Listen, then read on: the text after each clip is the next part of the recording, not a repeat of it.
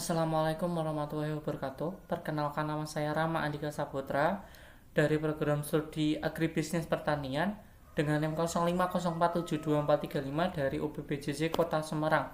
Video ini saya buat guna memenuhi tugas 3 dasar penyuluhan pertanian. Di sini saya akan menjawab beberapa soal yang sudah disediakan.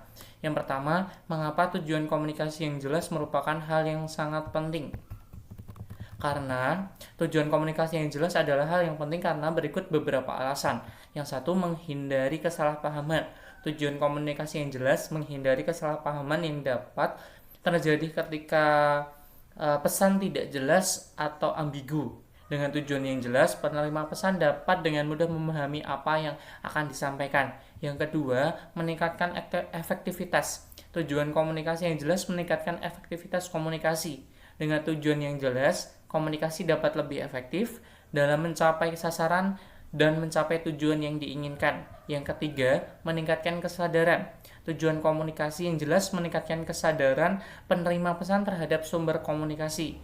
Dengan tujuan yang jelas, penerima pesan dapat lebih mudah percaya dan mengikuti sasaran atau instruksi yang disampaikan. Dan yang kelima, meningkatkan produktivitas. Tujuan komunikasi yang jelas meningkatkan produktivitas kerja.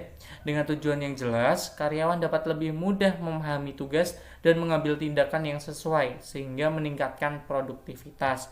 Dengan demikian, tujuan komunikasi yang jelas sangat penting dalam meningkatkan efektivitas, kesadaran, kepercayaan, dan produktivitas.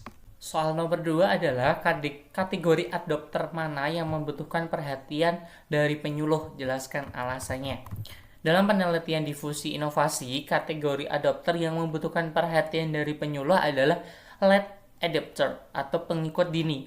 Berikut adalah alasan-alasan yang menjelaskan mengapa late adopter atau pengikut dini membutuhkan perhatian dari penyuluh.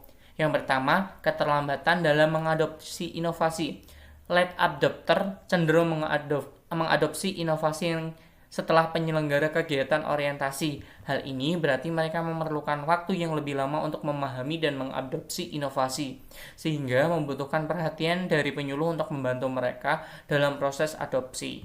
Yang kedua, keterbatasan sumber daya. Late adopter biasanya memiliki keterbatasan sumber daya seperti biaya produksi yang lebih rendah, sehingga mereka memerlukan bantuan dari penyuluh untuk menghemat biaya dan meningkatkan produktivitas. Yang ketiga, keterbatasan pengetahuan. Late adopter cenderung memiliki pengetahuan yang lebih terbatas tentang inovasi dan teknologi yang baru, sehingga mereka memerlukan perhatian dari penyuluh untuk membantu mereka memahami dan mengadopsi inovasi. Dan yang keempat, keterbatasan kesadaran. Late adopter cenderung memiliki kesadaran yang lebih rendah tentang keuntungan inovasi, sehingga mereka memerlukan perhatian dari penyuluh untuk meningkatkan kesadaran mereka tentang keuntungan inovasi. Dengan demikian, late adopter membutuhkan perhatian dari penyuluh untuk membantu mereka dalam proses adopsi inovasi, terutama dalam hal keterlambatan, keterbatasan sumber daya, keterbatasan pengetahuan, serta keterbatasan kesadaran. Dari beberapa pendekatan penyuluhan, mana yang lebih baik? Jelaskan alasannya. Dalam beberapa pendekatan penyuluhan, yang paling baik adalah pendekatan yang mempertimbangkan karakteristik serta preferensi petani, serta memahami situasi dan kondisi mereka. Berikut adalah beberapa alasan mengapa pendekatan ini lebih baik. Yang satu, karakteristik dan preferensi petani. Petani memiliki karakteristik serta preferensi yang berbeda-beda seperti umur, pendidikan, dan pengalaman. Pendekatan yang mempertimbangkan karakteristik serta preferensi petani dapat membantu penyuluh dalam menentukan strategi yang sesuai dan efektif untuk mencapai sebuah tujuan. Yang kedua, memahami situasi dan kondisi petani. Petani berada dalam situasi dan kondisi yang unik, seperti keterbatasan sumber daya, keterbatasan teknologi, dan keterbatasan kesadaran. Pendekatan yang memahami situasi dan kondisi petani dapat membantu penyuluh dalam menentukan strategi yang sesuai dan efektif untuk mencapai tujuan. Yang ketiga, keterlibatan petani. Petani yang terlibat dalam proses adopsi inovasi cenderung lebih cepat dalam menerima sebuah inovasi.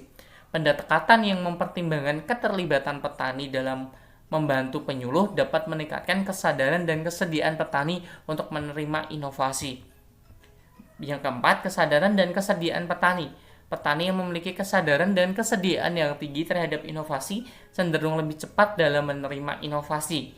Pendekatan yang mempertimbangkan kesadaran dan kesediaan petani dapat membantu penyuluh dalam meningkatkan kesadaran dan kesediaan petani untuk menerima inovasi. Dan yang kelima, komunikasi efektif. Pendekatan yang mempertimbangkan komunikasi efektif dapat membantu penyuluh dalam meningkatkan kesadaran dan kesediaan petani untuk menerima inovasi. Komunikasi efektif melibatkan kemampuan pendengaran, memahami audiens, dan berbicara kecepatan yang tepat. Dengan demikian, pendekatan yang mempertimbangkan karakteristik dan preferensi petani, memahami situasi dan kondisi, serta keterlibatan petani, kesadaran dan kesediaan petani, dan komunikasi efektif adalah pendekatan yang lebih baik dalam penyuluhan. Demikian uraian yang dapat saya jelaskan. Kurang lebihnya saya mohon maaf apabila ada kata atau kalimat yang kurang berkenan. Sekian dan terima kasih. Wassalamualaikum warahmatullahi wabarakatuh.